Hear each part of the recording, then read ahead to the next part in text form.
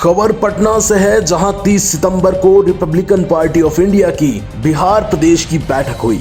इस बैठक की इस पार्टी के राष्ट्रीय अध्यक्ष और भारत सरकार के सामाजिक न्याय और अधिकारिता राज्य मंत्री रामदास अठावले ने अध्यक्षता की। प्रदेश के चुनावी संग्राम को लेकर हुई इस बैठक में जिला अध्यक्षों, विधानसभा उम्मीदवारों, पदाधिकारियों और कार्यकर्ताओं की काफी गहमागहमी रही। रामदास अठावले ने घोषणा करते हुए बताया कि उत्तरी बिहार और सीमांचल में बड़ी संख्या में पार्टी उम्मीदवारों को उतारा जाएगा और इसी के साथ बाकी सीटों पर एनडीए के उम्मीदवारों को समर्थन किया जाएगा। इस अवसर पर राष्ट्रीय स्वर्णकार संघ के राष्ट्रीय अध्यक्ष जीवन कुमार, श्रम विकास मोर्चा और भाजपा ओबीसी मोर्चा के प्रदेश उपाध्यक्ष शिव पूजन राम, प्रदेश महामंत्री आदिल असगर, उत्तर बिहार प्रभारी गोपाल पाठक के साथ बड़ी संख्या में पदाधिकारियों और कार्यकर्ताओं ने हिस्सा लिया। आइए दिखाते हैं आपको इंडिया प्राइम की रामदास अठावले के साथ एक खास मुलाकात। नमस्कार, आप देख रहे हैं इंडिया प्राइम और मैं रूही सिंह। आज हमारे साथ हैं खास मेहमान रामदास अठावले जी, केंद्रीय मंत्री। नमस्कार सर, स्वागत है आपका इंडिया प्राइम में। हाँ, बोलिए। मध्य प्रदेश, झारखंड और महाराष्ट्र के बाद बिहार में आपके भाजपा पार्टी के प्रदर्शन के बारे में आपको क्या लगता है? कैसा प्रदर्शन रहेगा यहाँ? हाँ, तो मतलब जो इलेक्शन में प्रदर्शन हमारे इंडिया का अच्छा रहेगा, क्योंकि हमारे जो मुख्यमंत्री है, तो मुख्यमंत्री जी ने बहुत अच्छा काम किया है और 5 सालों में और उसके पहले भी उन्होंने बिहार का डेवलपमेंट बहुत अच्छा किया है। नीतीश कुमार जी बहुत अच्छे मेरे मित्र भी हैं। जब वो रेल मंत्री थे तब भी मेरी उनकी पहचान थी, तब मैं लोकसभा में था। तो अभी बीजेपी और नीतीश कुमार जी की जेडीयू, ये 2 पार्टी और रामविलास पासवान की पार्टी है, तीनों पार्टियां मिलकर अभी चुनाव लड़ रही है। अभी जो महागठबंधन था उसमें भारी फूट हो गई है। जो हमारे मांझी जी जो थे उन्होंने महागठबंधन छोड़ दिया है। दूसरा मतलब हमारे कुशवाहा जी ने गठबंधन छोड़ दिया है। कई लोगों ने गठबंधन छोड़ दिया है और अभी कांग्रेस और जेडीयू दोनों पार्टियां मुझे लगता है कि नज़र आ रही है। तो नीतीश कुमार और बीजेपी का सामना करने की ताकत अभी महागठबंधन में बिल्कुल नहीं है। और लास्ट टाइम महागठबंधन इसलिए था कि वहाँ नीतीश कुमार जी की जेडीयू भी थी, इसीलिए उनको वहाँ सफलता मिली थी, मतलब बीजेपी के खिलाफ सभी लोग एक साथ आए थे। अभी जो वामपंथी जो लोग हैं वो भी सीपीआई सीपीएम वाले, वो भी मतलब उनसे अलग हो गए हैं। तो इसीलिए ये चुनाव जीतना हमारे लिए कोई विशेष जो बड़ी बात नहीं है। यहाँ नीतीश कुमार जी मुख्यमंत्री बनेंगे और ये एनडीए की सत्ता आएगी।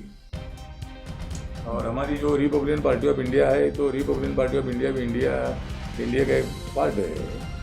और नेशनल डेमोक्रेटिक अलायंस जो है, एनडीए जो है, उसके साथ मैं माननीय नरेंद्र मोदी जी के मंत्रिमंडल में सामाजिक न्याय और अधिकारिता मंत्रालय का राज्य मंत्री हूँ।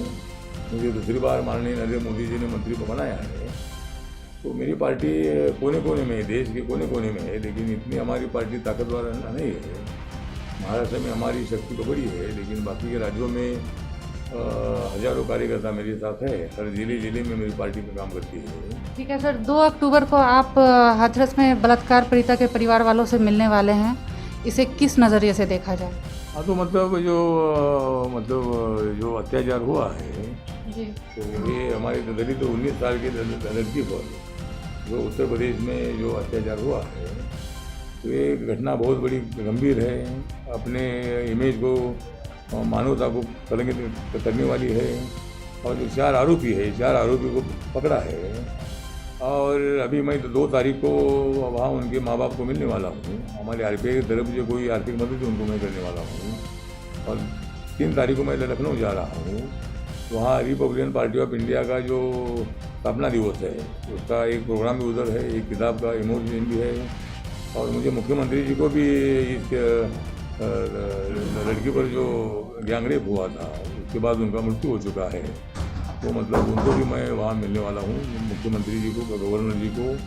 और वहाँ इस फैमिली को आर्थिक मदद देने के बारे में, उनके फैमिली के किशोरियों को नौकरी देने के बारे में, और उत्तर प्रदेश में होने वाले दलित अत्याचार को रोकने के लिए राज्य सरकार ने तगड़ा कदम उठाना चाहिए। इसके बारे में मैं योगी आदित्यनाथ जी से बातचीत करने वाला हूँ। और जो हाथरस में जो हुआ है, जैसे लड़कियों पर जो अन्याय हुआ, और मतलब उनकी मृत्यु हो चुकी है। जिस तरह निर्भया हत्याकांड हुआ था, निर्भया गैंगरेप हुआ था, उसके बाद वो मर गई। उसी तरह ये लड़की भी जो 14 दिन पहले इनके ऊपर अत्याचार हुआ था, तो कल सफदरजंग अस्पताल में दिल्ली में इनका डेथ हो गया। तो आज रिपब्लिकन पार्टी ऑफ इंडिया की ओर से मुंबई में अंधेरी में एक बहुत बड़ा प्रदर्शन हुआ। और कल भी मतलब आज़ाद मैदान में आरपीआई की तरफ से इसका धरना प्रदर्शन का प्रोग्राम होने वाला है। तो जगह जगह पर इस घटना का निषेध करने के लिए आरपीआई की तरफ से आंदोलन होगा। तो वो एक घटना बहुत बड़ी बुरी हुई है और दलित समाज पर होने वाले अत्याचार को रोकना चाहिए, और उसके लिए मैं योगी आदित्यनाथ जी से बात करने वाला हूँ। सर, फिल्म निर्देशक अनुराग कश्यप पे लगे आरोपों के बारे में आपका कहना था कि उन पे सीबीआई जांच होनी चाहिए। क्या आपको लगता है कि सीबीआई जांच होनी चाहिए? मुझे लगता है कि पायल घोष और अनुराग कश्यप का जो मैटर है, इसमें सीबीआई इंक्वायरी की जरूरत नहीं है, क्योंकि पायल घोष ने पुलिस कंप्लेंट की है। वहाँ जो वर्सोवा पुलिस स्टेशन है वहाँ उनकी कंप्लेंट है। अनुराग कश्यप जी निर्माता और दिग्दर्शक भी है, निर्देशक भी है। उनके ऊपर पायल ने जिस तरह आरोप लगाया है, तो जब मेरी और पायल की बात हुई तो उन्होंने बोला कि भाई मेरे ऊपर अत्याचार हुआ है, मैं चुप बैठी थी। लेकिन ये फिल्म इंडस्ट्री में बहुत बड़ा शोषण लड़कियों में होता है, और मेरे इज्जत की बात मेरे सामने थी, लेकिन उसके बावजूद भी मैंने डेयरिंग किया और ये अनुराग कश्यप ने मेरे ऊपर अत्याचार किया था। ये कंप्लेंट मैंने दी है, अभी 8-9 दिन हो रहे हैं। तो कल हम माननीय राज्यपाल भगत सिंह कोश्यारी जी को भी मैं पायल को लेकर मैं मिला था। उन्होंने भी आश्वासित किया है कि भाई इनको न्याय मिलेगा। और कल शाम 5 बजे मुंबई में मैं हमारे अनिल देशमुख जी जो गृह मंत्री है उनको भी मैं मिलने वाला हूँ, और उसमें पायल घोष की केस है, दिशा सालियन की मृत्यु है कि आत्महत्या है, इसके बारे में भी उनसे बात करनी है। और सुशांत सिंह राजपूत के बारे में तो अभी महाराष्ट्र सरकार के पास तो इंक्वायरी ही नहीं है, तो सीबीआई के पास इंक्वायरी है। सीबीआई ने भी बहुत देर लगाई है। तो मुझे लगता है कि भाई एक महीना 25 दिन हो रहे हैं। 5 अगस्त को सीबीआई वहाँ इंक्वायरी के लिए आई थी, अभी आज 30 तारीख है, तो मतलब 5 अगस्त को मतलब वहाँ सीबीआई आई थी। तो अभी 1 महीना 25 दिन हो रहे हैं। तो सीबीआई ने भी जल्दी सुशांत सिंह राजपूत के हत्या या आत्महत्या है क्या है उसकी इंक्वायरी करनी चाहिए। लेकिन मुझे लगता है भाई सुशांत सिंह राजपूत की क्यों आत्महत्या करेगा? उनके पास जितना पैसा था, उनको बहुत सारी फिल्में मिल रही थी, उन्होंने चांद पर भी उन्होंने ज़मीन ली है, उनका बड़ा फार्म हाउस था, और वो बिहार का रहने वाला था, पटना का रहने वाला था। तो उन्होंने अपनी इमेज मुंबई में आकर बहुत अच्छी बनाई थी। तो वो क्यों आत्महत्या करेगा? क्या उनके पास कोई सुसाइड नोट है क्या? नहीं है। तो पुलिस ने या सीबीआई ने उसी एंगल से इंक्वायरी करने की आवश्यकता है कि भाई इसमें गला दबाकर उसकी हत्या हो सकती है।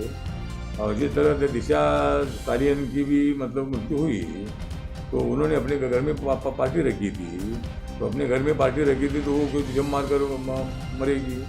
क्या के लिए आत्महत्या करेगी? आत्महत्या करना है तो और दूसरे दिन बाद में कर सकती थी, लेकिन उनके घर में पार्टी हो रही है, ऐसे हो तो ऐसा आत्महत्या करेगी। इसीलिए हमको डाउट है कि भाई उनके ऊपर कुछ लोगों ने अत्याचार किया होगा, और ये अपना पर्दाफाश ना हो इसीलिए उनको ऊपर से फेंका होगा। इसी तरह का डाउट हमको है। जब मुंबई पुलिस को बॉडी मिली तो उन्होंने उसी दिशा की इंक्वायरी करने की आवश्यकता थी, लेकिन ऐसा उन्होंने नहीं किया। दिशा की इंक्वायरी सही दिशा की नहीं की है, और उनको आत्महत्या करके उनको इस विषय को छोड़ दिया था।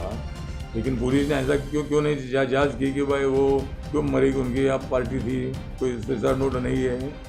इसीलिए मुझे लगता है कि जो कुछ उनके ऊपर अन्याय हुआ है, तो इन्हों बातों को लेकर हम कल अनिल देशमुख जी से मिलने वाले हैं और उनको पूरा रिपोर्ट हम देने वाले हैं। तो और सुशांत राजपूत की सीबीआई इंक्वायरी जल्दी पूरी होनी चाहिए, ऐसा मुझे लगता है। महाराष्ट्र में भाजपा और शिवसेना के गठबंधन को लेकर आपकी पार्टी को थी ये फॉर्मूला दिया गया था, इसके बारे में आप क्या कहना चाहेंगे? मैंने बोला था कि जिस तरह संजय राउत जी शिवसेना के प्रवक्ता है, सामना के एडिटर भी है, तो मतलब 2 घंटा तक वो देवेंद्र फडणवीस जी के साथ थे। और उनके बाद क्या हुए मुझे मालूम नहीं है। लेकिन मेरा प्रस्ताव ये है कि अगर बाला साहब ठाकरे जो माननीय उद्धव ठाकरे जी के जो पिताजी थे वो अगर होते थे तो शिवसेना कांग्रेस और एनसीपी के साथ नहीं जाती थी। जब बहुत बार अटल बिहारी वाजपेयी और बीजेपी और शिवसेना में बहुत बार विवाद होते थे, लेकिन आखिर में बाला साहब ठाकरे उसको मिटाते थे। तो इस वक्त भी मतलब बाला साहब होते थे तो बाला साहब उद्धव जी को वहाँ जाने का परमिशन नहीं देते थे। तो अभी फिलहाल मुझे लगता है कि बीजेपी ने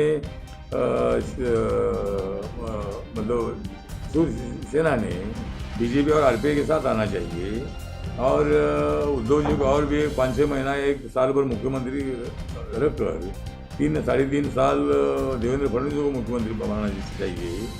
तो ऐसा भी मेरा मत है, क्या होना है क्या मुझे मालूम नहीं है। लेकिन 2 घंटा अगर ये दोनों की बात हुई है तो शायद शिवसेना ये दोनों कांग्रेस राष्ट्रवादी जी को परेशान दिखती है और इसीलिए उनको लग रहा है कि अपने बैक टू पैवेलियन होना चाहिए। तो देखते आगे क्या होता है। तो मैंने प्रस्ताव दे दिया था कि शिवसेना ने बीजेपी के साथ आना चाहिए। तो शिवसेना नहीं आती है तो राष्ट्रवादी कांग्रेस ने बीजेपी के साथ आना चाहिए।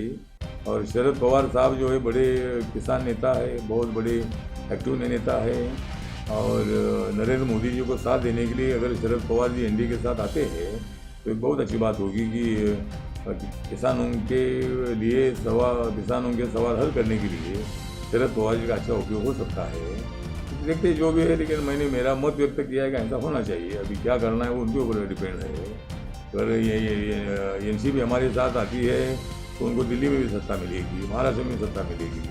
शिवसेना भी अगर हमारे साथ आते हैं तो उनको महाराष्ट्र में सत्ता मिलेगी और दिल्ली में सत्ता मिलेगी। तो इसी तरह मेरे 2 प्रस्ताव है। अभी आगे क्या होता है वो देखते हैं, लेकिन इसमें कोई ना कोई तो हलचल चल रही है, ऐसा मुझे लगता है। जो अभी अपने बिहार में जो विधानसभा का चुनाव होने जा रहा है तो मैं आज यहाँ आया था और मेरे पार्टी के 100 कार्यकर्ताओं की एक मीटिंग, सभी स्टेट के कार्यकर्ता आए थे, उनके साथ मेरी मीटिंग 1-1.5 घंटा तक हुई और हमने उनके सामने प्रस्ताव रखा है कि अपनी पार्टी एनडीए के साथ है, बीजेपी के साथ है, नीतीश कुमार जी के साथ है। तो अगर रिपब्लिकन पार्टी ऑफ इंडिया को कुछ सीटें 3-4 सीटें अगर मिलती है तो एनडीए के साथ हमारा गठबंधन होगा। तो वैसा हम एनडीए के साथ ही है। लेकिन अगर सीटें नहीं मिलती है तो सत्ता में कुछ भागीदारी देने के संबंध में भी अगर कोई हमें विश्वास दिलाया जाता है तो भी हम कैंडिडेट नहीं खड़े करेंगे। लेकिन अगर ऐसा नहीं होता है तो हम 10-15 कैंडिडेट खड़े करेंगे और बाकी के जगह पर एनडीए का समर्थन करेंगे। और मुझे पूरा विश्वास है कि यहाँ जो एनडीए की ताकत यहाँ बहुत बड़ी ताकत है और इसीलिए मेरी आरपीआई एनडीए के साथ रहेगी। और कुछ सीटों पर हम चुनाव लड़ेंगे, वहाँ मैत्रीपूर्ण लड़त होगी, लेकिन बाकी के सब जगह पर रिपब्लिकन पार्टी मतलब जेडीयू, बीजेपी और लोक जनशक्ति पार्टी के जो उम्मीदवार है उनका सपोर्ट करेंगे। बहुत बहुत धन्यवाद सर आपका इंडिया प्राइम के साथ खास बातचीत के लिए।